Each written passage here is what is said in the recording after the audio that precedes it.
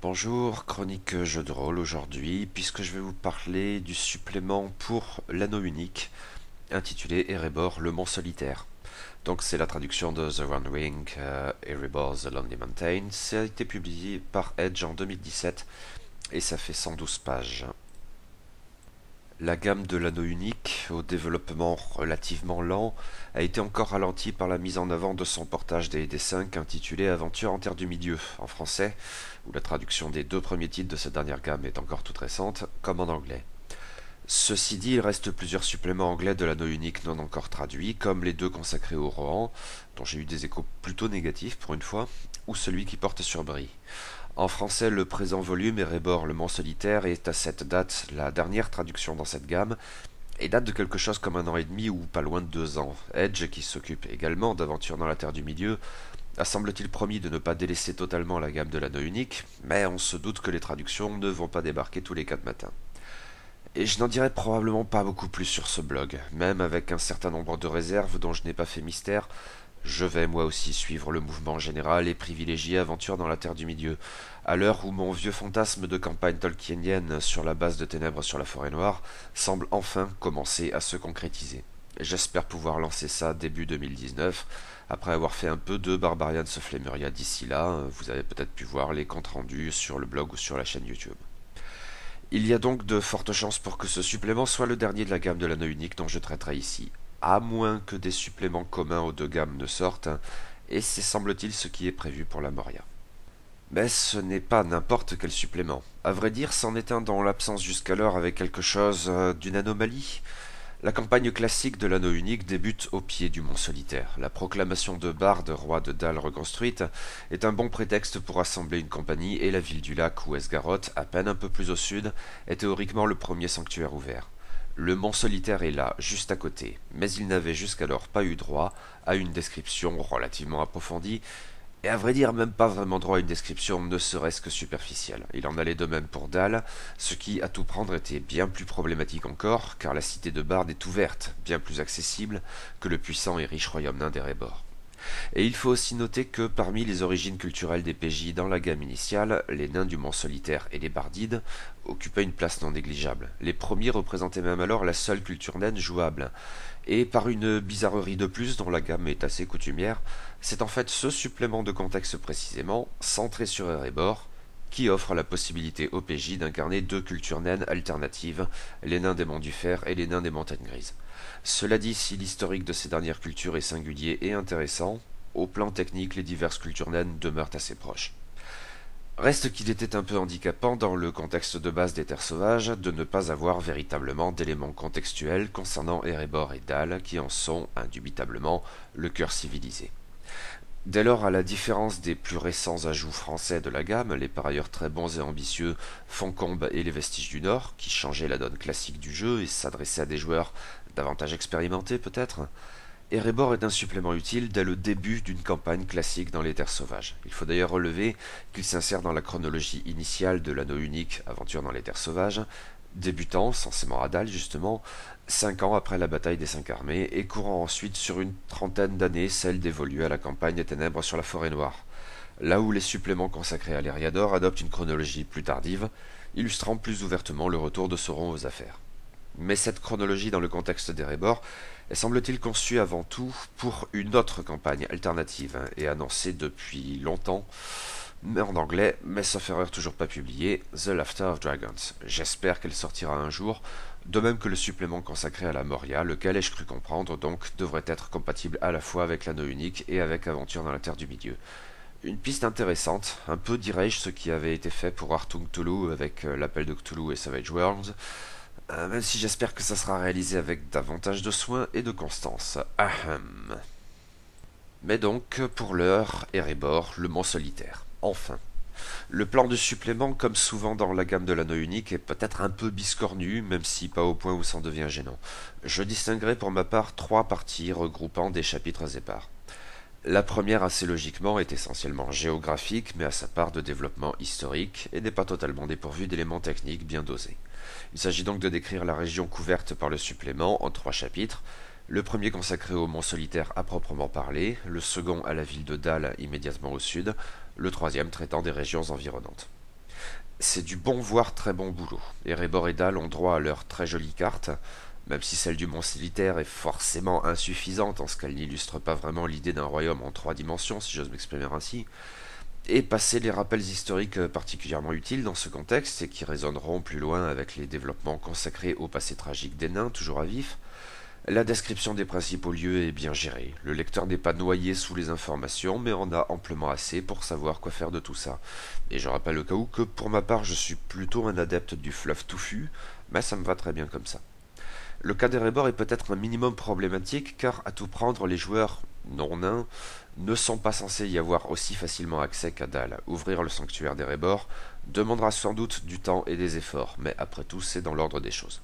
Et comme de juste, cela permettra alors au PJ de débloquer très vidéoludiquement de nouvelles entreprises lors de la phase de communauté.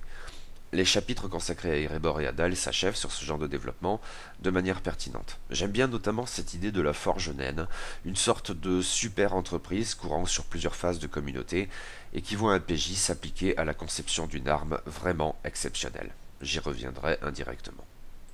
Mais d'ici là, il faut d'abord relever que les descriptions d'Erebor comme de Dal abondent en PNJ joliment décrits. Erebor est particulièrement bien servi à cet égard car c'est l'occasion de s'instruire du sort des compagnons du Hobbit qui ont survécu à la bataille des 5 armées.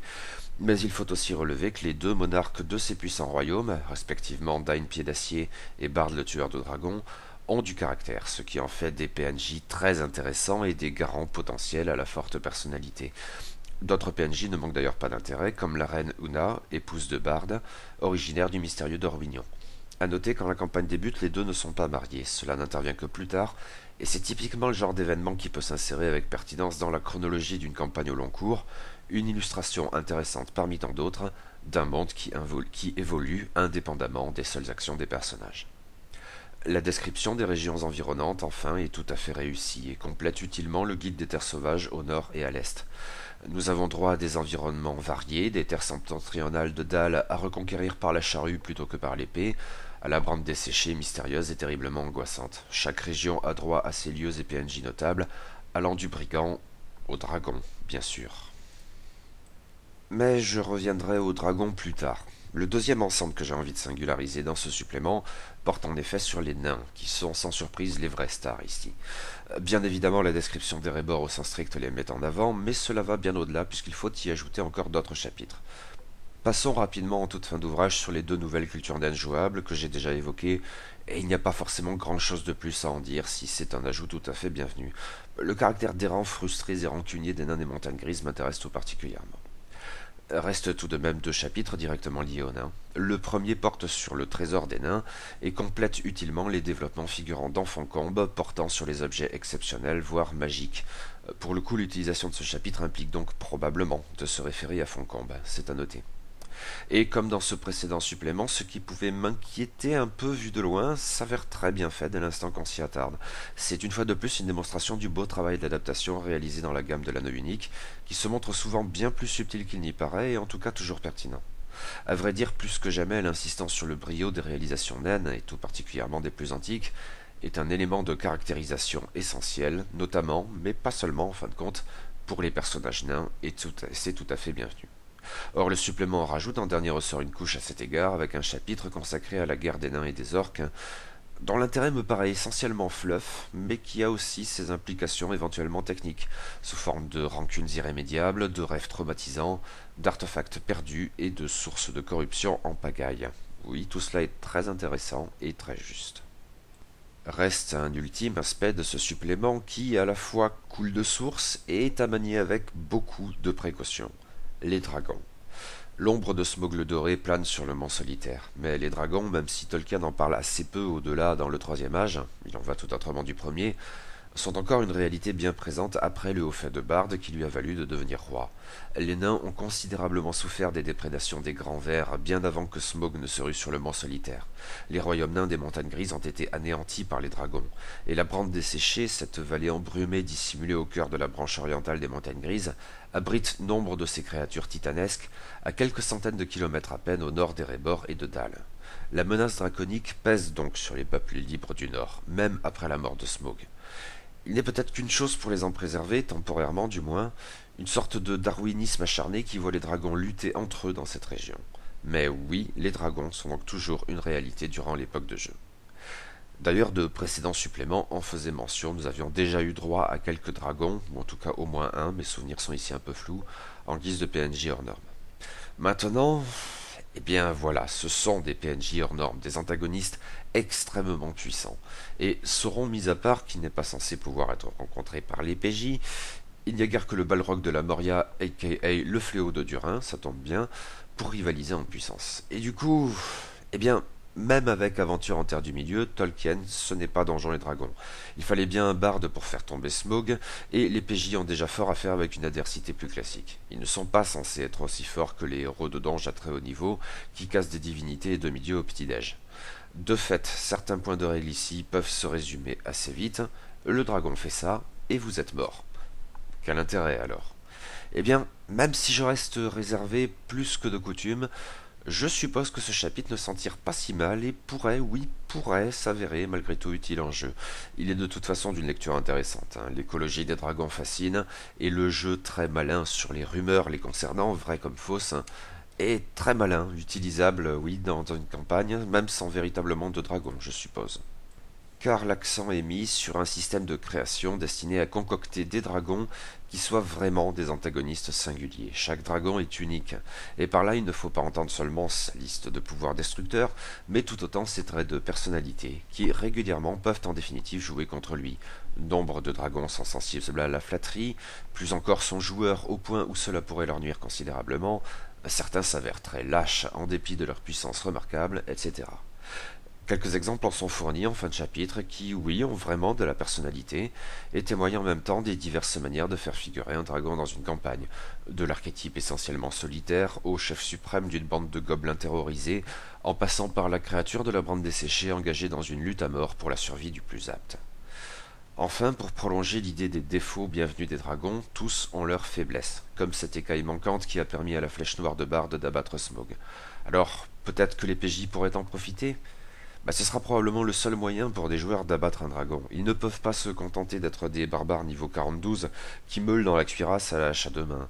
Mais cette approche correspond pleinement à la manière d'envisager l'héroïsme dans cette gamme.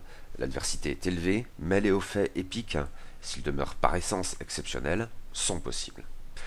Autant d'aspects qui, eh bien, ont produit sur votre serviteur en gros le même effet que le chapitre, là encore un peu inquiétant vu de loin, d'Enfant Combe, qui portait sur les objets magiques. C'est plus subtil et malin que ça n'en a tout d'abord l'air, c'est une adaptation réfléchie de l'œuvre tolkienienne, et finalement on peut sans doute en tirer quelque chose en jeu, oui, et quelque chose de chouette. On verra peut-être ça, on verra peut-être un jour, par ailleurs, si la campagne The Laughter of Dragons joue de tout ça, et comment. Au final, Erebor le Mont Solitaire s'avère donc un supplément convaincant, s'inscrivant très bien dans une gamme dont la qualité est de toute façon globalement élevée. Et d'ailleurs, comme pour toute la gamme, il faut louer la beauté du livre, clair, aéré et émaillé d'illustrations de qualité, dans ses belles teintes sobres si à propos et qui singularisent la gamme au sein d'une production fantasy qui privilégie bien trop souvent le flashouille dégoulinant. On peut s'étonner de ce que ce supplément soit sorti aussi tardivement, cela dit ma chronique est plus tardive encore, mais il sera utile aussi bien aux débutants qu'aux vieux briscards, je suppose, et c'est là une chose toujours appréciable. Le point d'interrogation qui demeure, c'est sans doute l'avenir de la gamme de l'anneau unique, notamment en français. Erebor, il y a 1 an et demi à 2 ans de cela, donc demeurant la dernière traduction pour ce jeu, quand plusieurs suppléments anglais sont parus depuis, assez peu à vrai dire, mais au moins 4 sauf erreur. Edge semble avoir promis d'y revenir, mais il est clair qu'Aventure dans la Terre du Milieu est à l'heure actuelle une préoccupation autrement marquée et envahissante. Je le regrette un peu, même si moi-même je suis en train de faire la bascule d'un système à l'autre. Non sans hésitation cela dit. Bon, nous verrons bien ce que cela donnera à l'avenir.